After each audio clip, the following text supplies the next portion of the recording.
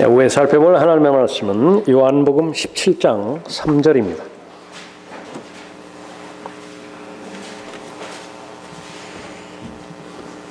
요한복음 17장 3절 받들어 읽겠습니다.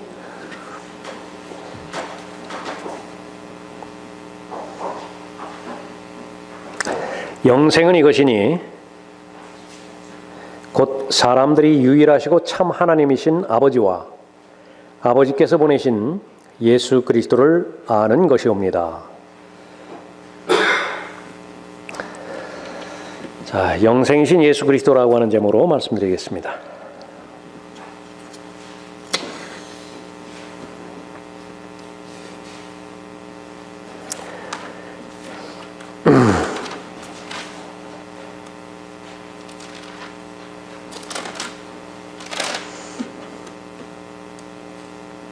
요한복음 6장에서 사람들의 관심은 하나님의 일들에 있었습니다. 하나님의 일들이 어떤 일들이고 그 하나님의 일들이 발견되어지면 최선을 다해서 일을 하겠다라고 하는 그런 마음으로 질문을 합니다. 우리가 하나님의 일들을 하려면 무엇을 해야 되리까? 예수님의 답변이 아주 뜻밖이었습니다. 이것이 하나님의 일이니 즉 그분이 보내신 일을 너희가 믿는 것이라. 요한복음 6장 29절에서 말씀하는 거죠.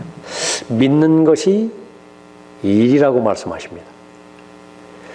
그런 부분으로 볼 때는 오늘 하루만 본다고 한다면 여러분은 아주 대단히 많은 일을 하시는 것이죠. 하나님의 말씀을 듣고 하나님의 말씀을 믿고 그 하나님의 말씀 자체가 바로 하나님이시면서 주 예수 그리스도이시니까 그런 것이죠. 영생 역시 마찬가지입니다. 사람들이 많이 막연하게 보편적으로 생각하는 것과는 다르게 성경에서 영생은 무엇이라고 하는 것이냐? 아는 것이라고 말하는 것인데 그분을 아는 것이지요. 인격적으로 관계를 맺는 것을 시작으로 해서 그분을 더 잘 알아가는 것입니다. 영생은 이것이니 곧 사람들이 유일하시고 참 하나님이신 아버지와 아버지께서 보내신 예수 그리스도를 아는 것이옵니다. 영생이신 예수 그리스도 그분을 잘 안다고 한다면 여러분은 영생을 소유하는 것이고 영생의 본질에 대해서 잘 아는 것이지요. 오늘 이 3절 본문 말씀을 통해서 영생이신 예수 그리스도, 영생과 관련된 예수 그리스도 세 가지 사실을 살펴봅니다. 우선적으로 첫 번째는 예수 그리스도께서는 영생을 주시기 위해서 오셨다라고 하는 사실을 아는 것이죠. 우선 영생이 아닌 것을 살펴볼 필요가 있습니다. 영생이 아닌 것은 무엇인가? 막연하게 오래 사는 거예요. 그런데 하나님의 말씀에 의하면 선한 사람이든 악한 사람이든 죽지는 않습니다. 영원히 사는 것이에요. 그래서 영생에 대조되어지는 말은 영원한 형벌입니다. 영원한 멸망의 형벌입니다. 영생을 소유하지 못한 사람은 오늘 17장 3절 말씀에 의하면 아버지를 모르는 사람이죠. 오전에도 살펴봤습니다마는 주여 주여 우리가 주의 이름으로 예언하지 않았습니까? 예수 그리스도를 알지 못하면서 얼마든지 예언할 수 있음을 상기하고 있는 것이죠. 하나님을 알지 못하는 자들과 근데 이 하나님을 알지 못하는 자들은 대단히 종교적일 수 있습니다. 대단히 열성적일 수 있죠. 하나님을 알지 못하는 자들과 우리 주 예수 그리스도의 복음에 순종치 아니하는 자들을 불길 가운데서 벌하시리니 이런 자들은 주의 임재와 그의 능력의 영광으로부터 떠나 영원한 멸망의 형벌을 받게 될 것이라. 영원한 생명은 하나님의 임재와 관계가 있고요. 하나님의 영광과 관계가 있습니다. 하나님의 생명이 반대로 영원한 멸망의 형벌, 그것은 하나님을 알지 못하는 자들이고 바로 예수 그리스도의 복음에 순종치 아니하는 자들이라 그렇게 말씀하고 있죠. 왜 영생은 필요로 하는 것인가? 그것은 바로 인간이 타락했기 때문에 그렇습니다. 하나님의 형상을 잃어버렸죠. 하나님의 형상으로 창조된 사람이 하나님의 형상을 잃어버렸으면 영생을 잃어버린 거예요. 그래서 하나님의 형상 자체가 영생입니다. 히브리서 1장이라든지 요한복음 1장에서 바로 하나님의 형상 자체가 예수 그리스도라고 말씀하고 있죠. 영생이 아닌 것은 바로 막연하게 영원히 사는 것. 그렇다면 영생이라고 하는 것은 무엇인가? 그것은 바로 예수 그리스도 안에 있는 생명을 영생이라고 말하는 것입니다. 그 하나님의 형상을 회복하는 것이 영생을 소유하는 것이에요. 하나님은 끝이 없는 분이시지요. 과거에도 끝이 없으셨고 앞으로도 끝이 없으신 분이십니다. 그래서 과거의 영혼부터 미래의 영혼까지 계시기 때문에 그 생명의 이름 앞에 영원이라고 하는 수식어가 붙는 것이죠. 영원한 생명이라 그렇게 불려지는 것입니다. 그 생명은 예수 그리스도를 통해서 계시가 됩니다. 요한복음 1장 4절에 보았더니 그분 안에 생명이 있었으니 그 생명은 사람들의 빛이라. 창세기 1장에서 하나님께서 빛을 창조하시죠. 그것은 태양을 말하는 것이 아닙니다. 태양이 창조되는 것은 그 뒤에 창조가 되어지죠. 빛이 있으라 말씀하셨을 때 그 빛의 근원이 되시는 분이 바로 예수 그리스도이십니다. 그때 예수께서 다시 그들에게 말씀하시기를 나는 세상의 빛이라. 나를 따라오는 사람은 결코 어두움 속에 다니지 아니하고 생명의 빛을 얻으리라. 어둠이라고 하는 것은 영원한 멸망의 형벌을 마지막으로 가리키는 것이지요. 반면에 생명의 빛, 그것은 하나님의 임재와 하나님의 영광, 능력의 그 영광을 가리키는 것입니다. 예수 그리스도 안에 생명이 있었다고 말씀하셨는데 모든 생물은 직접적으로든지 간접적으로든지 태양의 영향을 받듯이요. 바로 영적인 생명은 모두가 다 예수 그리스도와 관계가 있습니다. 나는 길이요 진리요 생명이라. 요한복음 14장 6절에서 말씀하시는 생명. 생명의 근원이신 아버지 하나님께로 가기 위해서는 역시 동일하게 생명이신 예수 그리스도를 통과하지 않고서는 불가능하죠. 나로 말미암지 않고는 아버지께로 올 사람이 아무도 없느니라. 그래서 하나님께서는 모든 생명의 원천이십니다. 그러니까 영생, 그러면 하나님 자신 그렇게 연결시키면 가장 쉽게 알 수 있는 것이죠. 그는 보이지 않는 하나님의 형상이시며 모든 피조물의 첫 태생이시니 이는 만물이 그에 의하여 창조되되 하늘에 있는 것들과 땅에 있는 것들과 보이는 것들과 보이지 않는 것들과 보좌들이나 주권들이나 정사들이나 권세들이나 만물이 그에 의하여 또 그를 위하여 창조되었기 때문이라. 골로새서 1장 15절 16절 말씀이죠. 물질적인 생명이든 영적인 생명이든 모든 생명은 바로 그 생명, 나는 길이요 진리요 생명이라 했을 때의 그 생명, the life, 그것으로부터 오게 된다는 사실을 아는 것입니다. 그 생명이신 분과 만나면 모든 것은 살아나게 되어 있습니다. 그 생명이신 분이 부르면 아무리 죽은 지 오래되었다 하더라도 일어나야 됩니다. 그것이 생명의 능력입니다. 나사로야 나오너라. 나사로는 가만히 누워 있을 수 없어요. 일어나서 걸어 나와야 되는 거죠. 나는 부활이요 생명이니 나를 믿는 자는 죽어도 살 것이며 또 살아서 나를 믿는 자는 영원히 죽지 아니하리라. 예수 그리스도 자신을 계시하는 그 가운데서 생명이실 뿐만 아니라 또 부활과 관련된 생명이라고 말씀하는 것이죠. 죽었다가 다시 살아난 사람이 많이 있습니다. 그 사람들은 다시 죽었죠. 그것을 영생이라고 하지는 않습니다. 그러나 지금 예수 그리스도를 믿다가 죽어 있지만 아직도 일어나지 못한다 하더라도 예수 그리스도를 믿고 그리스도 안에서 잠든 자들은 모두가 다 영생을 소유한 사람입니다. 예수 그리스도를 소유했으면 영생을 소유한 사람이죠. 도둑은 오직 도둑질하고 죽이며 멸망시키려고 오지만 내가 온 것은 양들로 생명을 얻고 더 풍성히 얻게 하려 함이라. 예수 그리스도를 영접할 때 많은 일들이 일어나지만은 그 가운데 하나가 죽음에서 해방되는 것입니다. 마귀는 죽음의 세력을 가지고 있죠. 죽음의 권세를 가지고 있어요.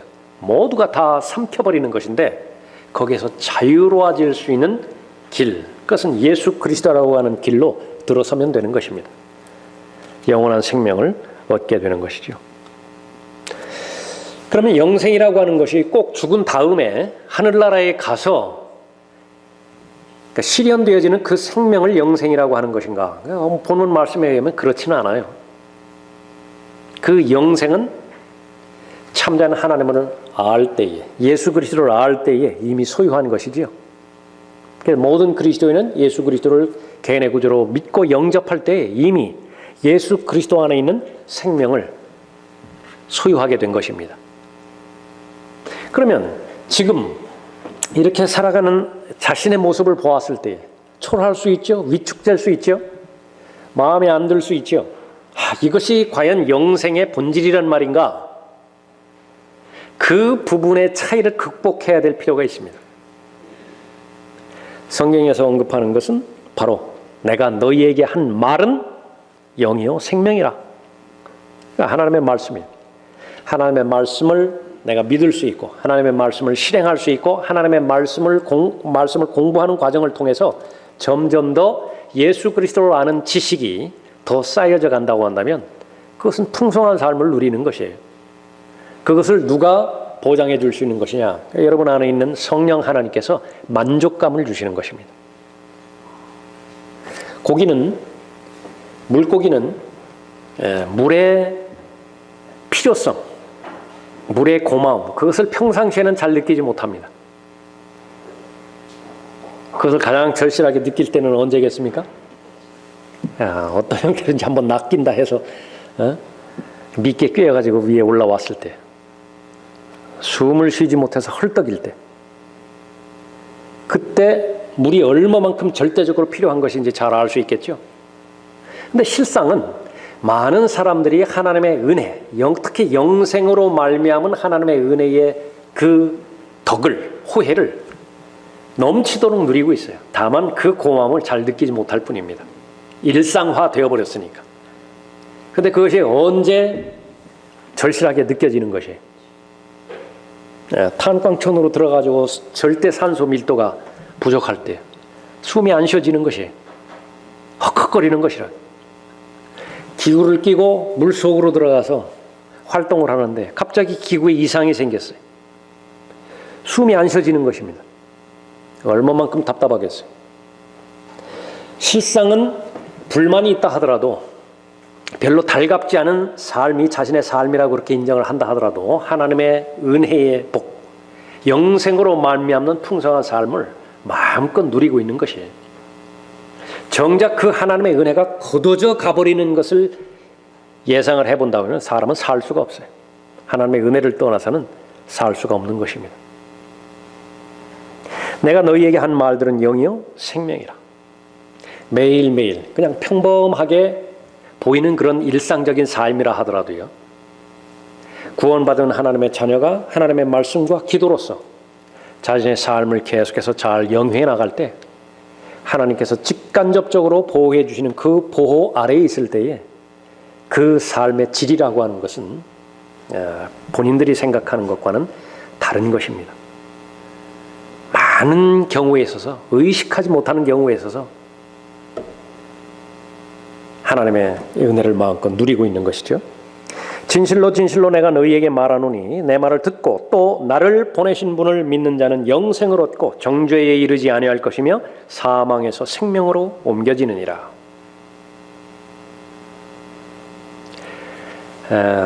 사형 언도를 받은 사형수들은 명찰 자체가 다르죠. 빨간색 명찰을 달고 있습니다. 그 사람들이 계속해서 살아가는 것은 죽음을 기다리고 있는 삶이지요. 언제 호명될지를 모릅니다. 그것을 계속 기다리고 있는 그 삶 가운데 그것이 운명인데 그 안에서 5일 뒤에 나를 부를지 5달 뒤에 나를 부를지 모르는 상황 가운데, 그러나 분명한 사실은 사형수예요. 그 가운데서 그 감옥 생활이 무슨 의미가 있겠습니까? 그 정죄, 영원한 정죄 자체가 해결되어야만 하루를 산다 하더라도 의미가 있는 삶이겠죠. 요한복음 5장 24절에 의하면 그 부분들 이미 해결했어요. 영원한 저주의 운명을 이미 해결받은 사람이 영생을 소유한 사람입니다. 이는 아버지께서 자신 안에 생명을 지니신 것 같이 아들에게도 생명을 주시어 아들 안에 지니게 하려 하심이라. 요한복음 5장 26절 말씀입니다. 영생은 과거의 영혼부터 시작해서 미래 영혼까지 있게 되기 때문에 영원한 생명으로 불린다고 그랬죠. 예수 그리스도 안에서 계시된 그 하나님의 생명, 영원한 생명, 그것은 바로 하나님의 말씀대로 행하시는 성령 하나님께서 예수 그리스도를 믿는 모든 자에게 주시는 것이에요. 무엇을 통해서? 새로운 출생을 통해서. 요한복음 3장 3절부터 15절까지 보면 니코데모와 예수 그리스도께서 대화하시죠. 반드시 거듭나야만 된다. 물과 성령으로 거듭나는 것을 말하는 것인데, 물로 태어나는 것은 육신적인 출생이고요. 성령으로 태어나는 것은 두 번째 출생하는 것이죠. 예수 그리스도를 얻을 수 있는 방법은 어떤 종교를 통해서도 불가능한 것입니다. 그 생명은 나누어 주시는 생명이에요. 하나님께서 나누어 주시는 생명이죠. 예. 영생은 이것이니 곧 사람들이 유일하시고 참 하나님이신 아버지와 아버지께서 보내신 예수 그리스도를 아는 것이옵니다. 예수 그리스도께서는 영생을 주시기 위해서 이 땅에 오셨습니다. 두 번째로 영생과 관련된 예수 그리스도께서 행하신 일, 예수 그리스도는 영생을 주시기 위해서 고난을 담당하셨어요. 다시 3절 보십시오. 영생은 이것이니 곧 사람들이 유일하시고 참 하나님이신 아버지와 아버지께서 보내신 예수 그리스도를 아는 것이옵니다. 잘못 읽으면 마치 아버지 하나님 앞에 이 새로운 사실을 알려드리고자 말씀드리는 것 같아요. 아버지 하나님이 영생에 대해서 잘 모르시니까 아버지 하나님 영생이란 아버지를 아는 것과 아버지께서 보내신 저를 아는 것이옵니다. 그렇게 말씀드리는 것 같지만은요, 실제로는 요한복음 17장 전체가 대제사장으로서 아버지 하나님께 기도드리는 주님의 기도지요. 간구의 내용입니다. 무엇을 간구하는 내용? 이것이 기정사실이기 때문에 저는 반드시 사람들에게 이 영원한 생명을 나누어 줄 수 있어야 됩니다. 조건은 무엇이에요? 다 이루었다. 그 고백을 하나님 앞에 말씀드려야 됩니다. 예수 그리스도는 자신을 위해서 기도하셨죠. 예수 그리스도는 함께 동행했던 제자들을 위해서 기도하셨습니다. 더 나아가서 그 제자들을 통해서 믿게 되어질 모든 믿는 성도들을 위해서 기도하셨죠. 요한복음 17장의 간구의 내용이에요. 자신을 위해서는 무엇을 기도하셨을까요? 예수 그리스도 자신을 위해서는 제일 귀한 것은 자신이 이 땅에 오신 사명을 완성하도록 간구하신 거예요. 아들이면서도 순종을 배우셔야 됐죠. 고난을 통해서 순종을 배우셔야만 됐습니다. 십자가를 지고 이 구속사역을 완성하신 것은 하나님의 능력은 단 하나도 가미가 되지 않았어요. 인간 자체로서, 다만 죄는 없으시죠. 죄는 없으신 인간 자체로서 그 혼의 속죄 제물의 처음과 끝을 다 담당하신 것입니다. 다 이루었다. 그 말씀을 고백하셨기 때문에 영생을 값없이 나누어 줄 수 있는 근거가 마련된 것이죠. 사람들이 영생을 얻을 수 있도록 참 하나님이신 아버지를 알게 해주십시오. 사람들이 영생을 얻을 수 있도록 아버지께서 보내주신 나 자신인 예수 그리스도를 알게 해주십시오. 그렇게 하자면 아버지께서 아들을 영화롭게 해주시는 것이 필수적입니다. 그래서 저를 영화롭게 해주셔야 됩니다. 두 가지 기도하셨다고요. 자신의 사명을 위해서 기도하셨고 또 자신을 영화롭게 해주셔서 그 결과 아버지 하나님께서 영화롭게 되시도록 기도하신 것입니다. 우리의 대제사장의 기도예요. 우리의 제일 우선적인 기도가 무엇인지 가르쳐 주시는 대목이죠. 바울이 구원받았을 때에 사도행전 9장에서 무엇을 간구했습니까? 두 가지라고. 그러니까 누구십니까? 주여 누구십니까? 우리들이 물어봐야 되는 명제고요. 내가 박해하는 예수라. 알잖아요. 두 번째 질문이자 마지막 질문은 하나예요. 무엇을 하기를 원하십니까? 각자를 향한 하나님의 뜻이 있죠. 그러니까 그것을 위해서 부지런히 계속 기도하는 것입니다. 그 기도를 돕는 성령 하나님께서는 그것을 알 수 있는 성경 말씀을 구체적으로 보여주실 거예요. 그 뜻을 알았다고 한다면 실행해야 되죠. 그 두 가지가 실현되어지면 이제 성공한 인생입니다. 번성한 인생이에요. 나라에 대한 하나님의 뜻을 알고 안 뜻을 예수 그리스도처럼 실행했어요. 그 실행하기 위해서는 지혜가 필요하고 은혜가 필요하고 하나님의 능력이 필요하죠. 분별력이 필요하고 또 돕는 사람들이 필요하고 필요로 하는 환경들, 물질들 포함해서 필요하겠죠. 다 구하는 것입니다. 예수 그리스도는 그 부분을 위해서 기도했던 것입니다. 자신의 사명 완수를 위해서 간구하셨어요. 갈보리 십자가에서 죽음이 이루어지지 않는다면 어떻게 됩니까? 하나님의 구원 계획은 실패로 돌아갈 것이죠. 영생은 어떻게 되는 거죠? 죽은 자들로부터 일으켜지지 않으셨다고 한다면 어떻게 돼? 부활의 영광을 받지 못하셨다고 한다면 이 세상 통치자에 대한 심판, 그건 아직 미결로 남아있어요. 심판을 위해서 오신 분이신데 그 심판은 아직 이루어지지 않았습니다. 승천하셔서 보좌에 앉지 못하셨다고 한다면 어떻게 됐어요? 성령께서 오실 수가 없으시죠. 올라가셔야 또 다른 위로자를 보내주시겠다고 말씀하셨기 때문에 그렇습니다. 성령께서 오시면 진리의 영의 인도함을 받지 못하죠. 어떻게 지혜를 알 수 있고 어떻게 계시의 내용들을 깨달아 알 수 있습니까? 누가복음 24장에 봤더니 그렇게 오랜 기간 동안 예수 그리스도와 함께 있었던 제자들조차도 성령 하나님의 역사 가운데서 성경을 열어서 보여주지 않으면 눈이 떠지지 않고 마음이 뜨거워지지 않았는데 그렇지 않습니까? 성령 하나님은 진리의 영이 오시지 않는다고 한다면 진리의 인도함을 받지 못하는 것이죠. 성령에 의하면 예수를 무엇이라고 부르지 못한다고요? 주라고 부르지 못해요. 성령 하나님께서 역사하지 않는데 어떻게 예수 그리스도를 알 수 있겠어요? 영생은 무엇이라고요? 바로 아버지께서 보내신 예수 그리스도를 아는 것이옵니다. 지금 간구하고 있는 것입니다. 성경을 상고하라. 이는 너희가 성경에 영생이 있다고 생각함이니 그 성경은 나에 관하여 증거하고 있습니다. 너희는 생명을 얻으려고 내게 오기를 원치 아니하는도다. 예수 그리스도는 영생을 주시기 위한 모든 필요로 하는 것들은 다 이루셨습니다. 모든 고난과 역경을 다 인내하셨죠.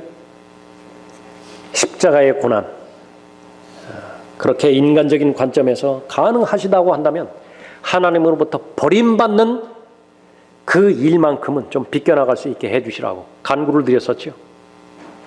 그러나 결국은 그것마저도 감당하셨습니다. 하나님께서는 예수 그리스도를 버리셨죠. 지옥의 불을 경험하셔야만 됐죠. 목마르다. 그러나 그 모든 과정들을 아버지 하나님 앞에 순종해 드림으로 인해서 다 이루었다. 그렇게 고백하시는 것입니다. 그래서 영생은 곧 예수 그리스도시에요. 나는 길이요 진리요 생명이라. 나로 말미암지 않고는 아버지께로 올 사람이 아무도 없느니라. 예수 그리스도는 부활이시죠. 영원한 생명이십니다. 예수 그리스도께서는 영생을 주시기 위해서 고난을 담당하셨어요. 예수 그리스도, 영생과 관련된 예수 그리스도. 우리는 마지막 세 번째로 무엇을 또 알아야 됩니까? 영생은 하나님께서 주시는 선물이다라고 하는 사실을 알아야 되는 것입니다. 영생은 이것이니 곧 사람들이 유일하시고 참 하나님이신 아버지와 아버지께서 보내신 예수 그리스도를 아는 것이옵니다. 가장 큰 일은 요한복음 6장에 있는 것처럼 믿는 일이고요. 하나님의 일을 하는 일 가운데서 가장 큰 일은 믿는 일이에요. 듣지 않는데 어떻게 믿을 수 있어요? 듣는데 부지런하는 것. 그것은 너무나 잘하는 것입니다. 또 하나는 예수 그리스도를 아는 것이. 이 예수 그리스도를 아는 과정은 반드시 사랑을 통해서 아는 것을 말하는 것이죠. 그분을 사랑하는 것입니다. 그분과의 관계가 더 깊어지는 것이죠. 누가 영생을 얻을 수 있는 것입니까? 믿음이 있으면 영생을 얻을 수 있어요. 로마서 1장 17절에 보니까 이 복음 안에는 믿음에서 믿음에 이르게 하는 하나님의 의가 계시되었으니 기록된 바 의인은 믿음으로 말미암아 살리라 함과 같으니라.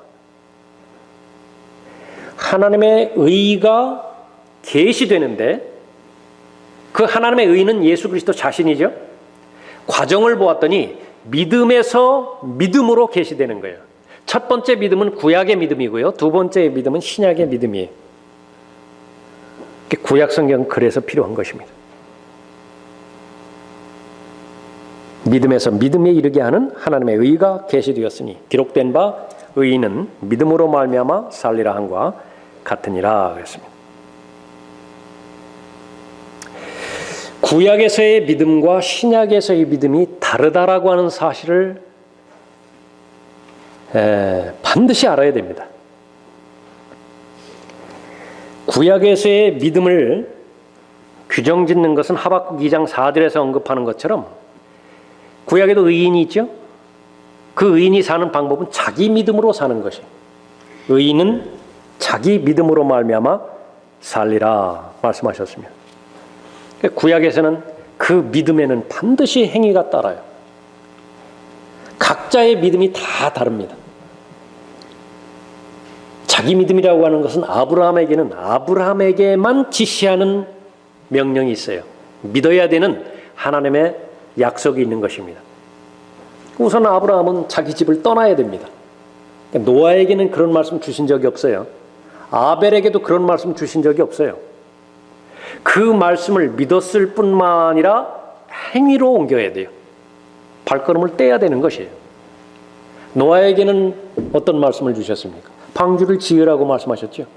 그 말씀을 믿어야 될 뿐만 아니라 행위로 배를 만들어야 돼요. 그럼 의인은 자기 믿음으로 사는 것을 말하는 것입니다. 히브리서 11장에서 나오는 구약에 기록되었던 모든 믿음의 사람들, 자신의 믿음에다가 믿음의 그 행위를 반드시 추가시켰다는 사실을 아는 것이. 그래서 구약에서의 믿음은 모두 개인적인 믿음입니다. 그래서 그러한 관점에서 하박국 2장 4절에서는 의인은 자기 믿음으로 말미암아 살리라 그렇게 언급하고 있습니다. 그것이 구약에 계시된 믿음이고요. 이제는 신약에 계시된 믿음에서는 로마서 1장 17절에서 언급하면서 또 신약에 3번 언급되고 있는 것인데 의인은 믿음으로 말미암아 살리라. 갈라디아서 3장 11절과 히브리서 10장 38절에서 모두가 다 자기라고 하는 말이 없어요. 성령 하나님께서 의도적으로 그 말을 빼신 것이에요. 무엇이라고 그러면 기록된 바 의인은 믿음으로 말미암아 살리라. 그러면 그때의 믿음은 무엇이냐 그러면 개인적 믿음이 아니에요. 그 믿음의 대상이 영생이신 예수 그리스도를 믿는 믿음입니다. 구원받은 그리스도인들이 하늘나라에 올라갔던 많은 경우가 지금까지 있겠죠. 수많은 사람들이 하늘나라에 올라갔어요. 오전에 살펴봤던 아나니아와 사피라가 구원받아서 하늘나라에 올라갔다고 한다면 누구 때문에 올라간 것입니까? 예수 그리스도를 믿는 믿음 때문에 올라간 거예요. 바울도 셋째 하늘에 올라가 있겠죠? 누구 때문에 올라간 거예요? 덧붙이면 안 돼요. 거기에 자기 믿음을 덧붙이면 안 돼요. 그 예수 그리스도를 믿는 믿음 때문에 셋째 하늘에 올라간 것입니다. 고린도전서 5장에서 구원을 받았지만은 마귀처럼 산 사람이 있죠. 음행을 저지르면서. 셋째 하늘에 올라갔습니다. 누구 때문에 올라간 것이에요? 그러니까 예수 그리스도를 믿는 믿음 때문에 올라간 것입니다. 신실했던 많은 사람들, 수많은 사람들이 다 하늘나라에 올라갔죠. 그러니까 누구 때문에 올라간 거예요? 자기 믿음이 아니라 예수 그리스도를 믿는 믿음 때문에 올라간 것입니다.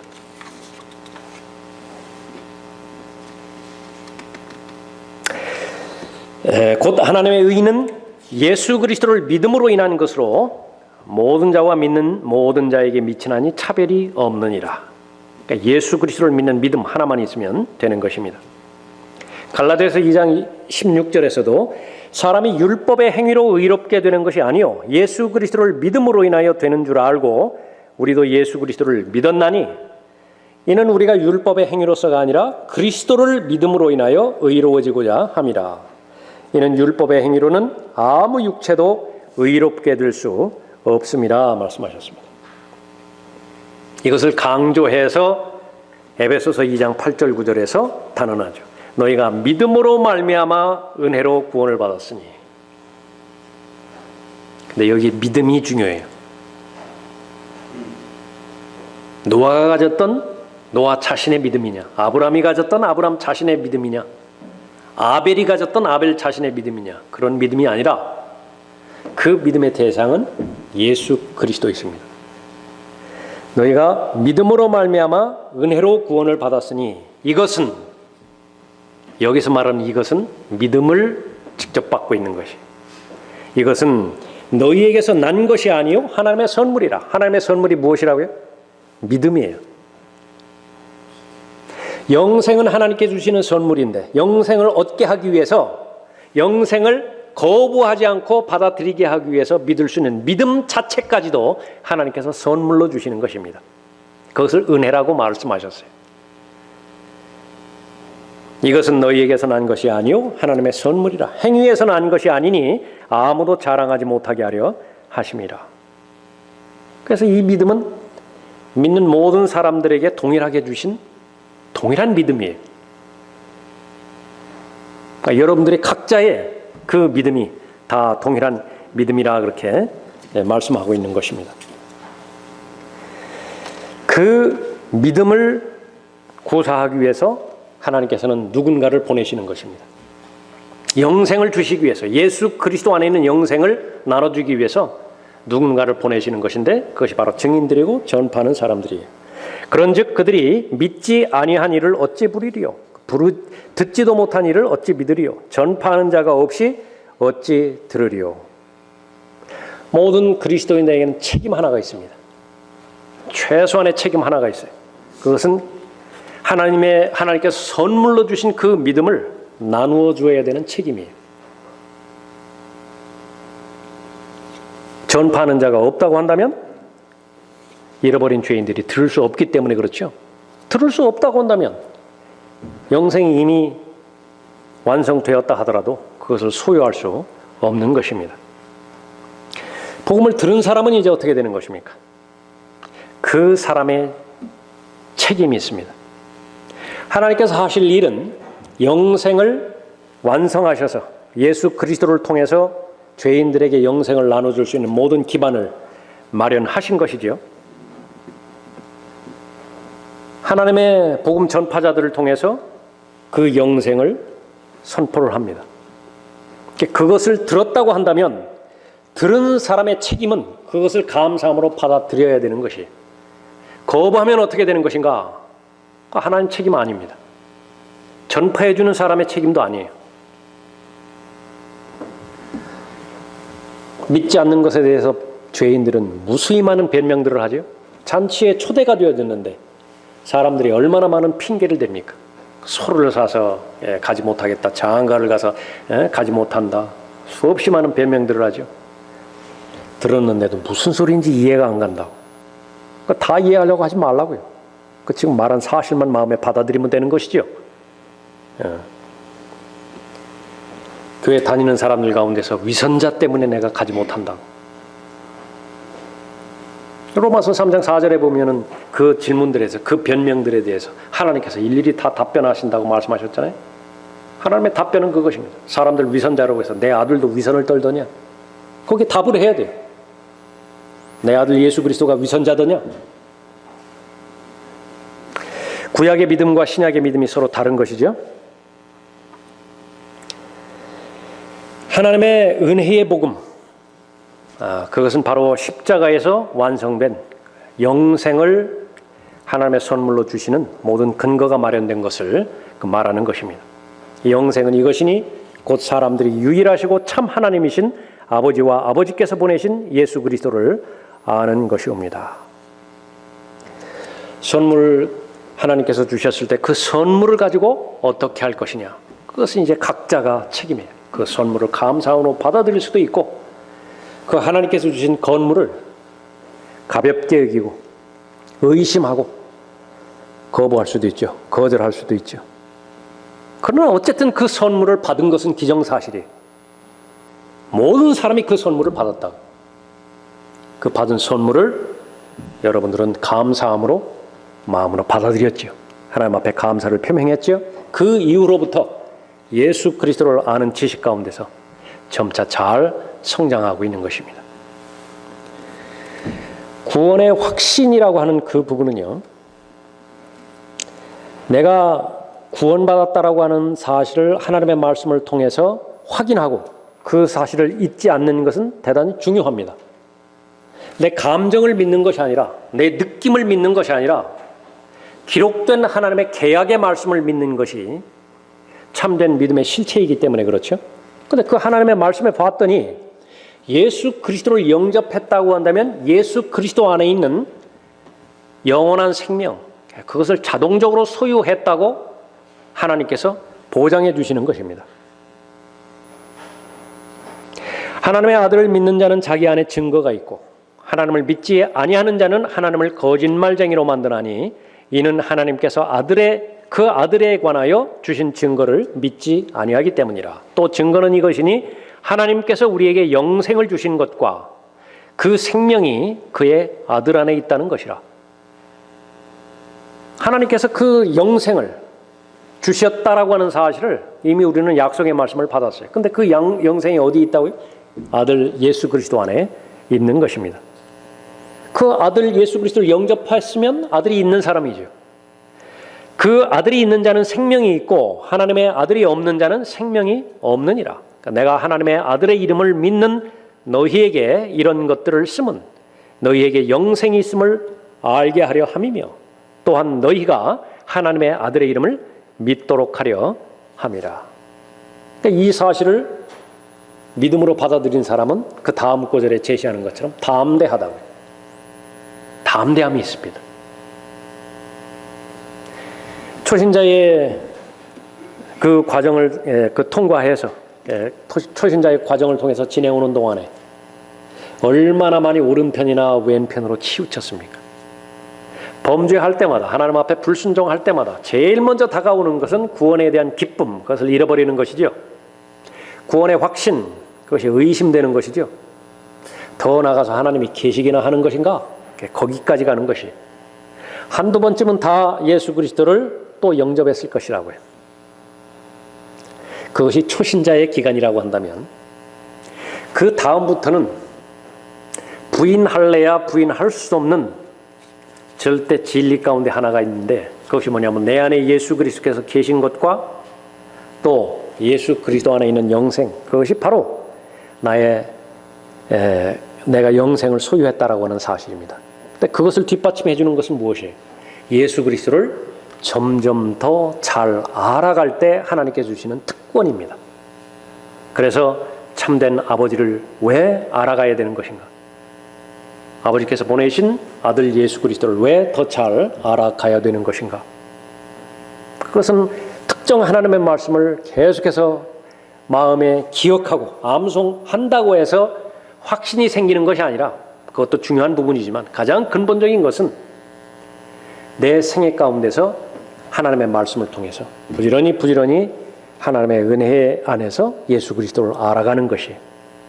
그러니까 예수 그리스도를 알아가는 방법은 하나님께서 인정하시는 하나님에 관련된 일 가운데서 가장 중요한 일이라고 말씀하셨죠. 믿는 것입니다. 무엇이든지 성경에 기록된 말씀, 그것이 특별히 예수 그리스도와 관련돼서 기록된 부분이라고 한다면 문자 그대로 믿는 것이에요. 그럴 때에 믿음은 초자연적으로 형성이 되어지는 것이죠. 믿음이 커지면 커질수록 그 전에는 걸려 넘어졌던 그런 실족하게 하는 돌들, 방해물들 거의 문제가 되지 않습니다. 왜 그렇습니까? 믿음의 바퀴가 커졌기 때문에 그렇죠. 그냥 넘어가는 것이에요. 그냥 통과하는 것이에요. 그 결과 그전 같았으면은 그 소리에 마음 아파하고 심지어 밤잠도 설쳤어야 되는 그 소리도요. 예수 그리스도를 아니까 예수 그리스도와 같은 생각과 마음으로 무장되는 것이 아니겠어요? 가장 잘 닮았던 사람 가운데 하나가 스테판 아니었습니까? 이게 도대체 무슨 짓을 하고 있는 것인지 예수 그리스도의 마음을 소유했으니까 그들을 위해서 오히려 기도해 줄 수 있었죠. 영생입니다. 더욱더 아버지를 잘 알아가고 또 아들 예수 그리스도를 알아가는 것, 그것은 영생을 소유한 것이 얼마나 절대적인 확신인가, 그것을 보증해 주는 것입니다. 또 우리가 아는 것은 하나님의 아들이 오셔서 우리에게 지각을 주셨다는 것이니 이는 우리로 참되신 그분을 알게 하려는 것이라. 우리는 참되신 그분 곧 그분의 아들 예수 그리스도 안에 있노라. 이분은 참 하나님이시며 영원한 생명이시니라. 그러니까 요한일서 5장 20절 말씀이에요.